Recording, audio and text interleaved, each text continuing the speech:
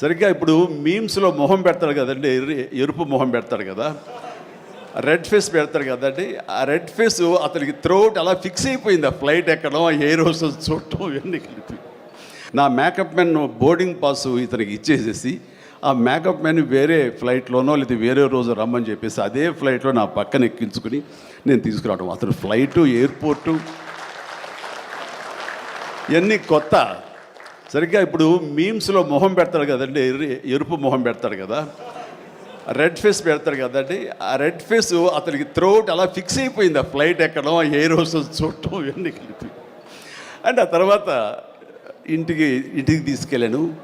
అసలు ఒక ట్రాన్స్లో ఉన్నాడని నాకు తర్వాత చెప్తాడు.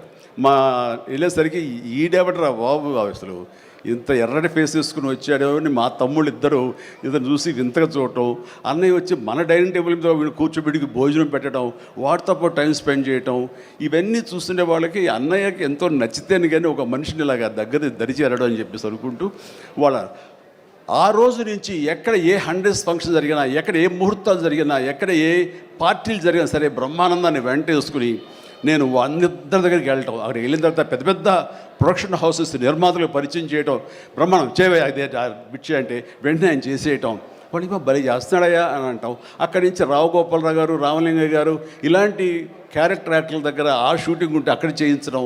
అలాగే కొండవీటి రాజా ఇలాంటి 100th ఫంక్షన్ జరుగుతుంటే కనుక రాఘవేంద్ర గారు, దేవి ప్రసాద్ గారు ఇలాంటి వాళ్ళ దగ్గర తను చేయించడం. ఇట్లాగా తనకి నేను అంబాసిడర్ని, తనకి ఏజెంట్ని అయ్యి తనకి టాలెంట్ని అందరికీ తెలిసేలాగా ఆ ప్రయత్నం చేశాను.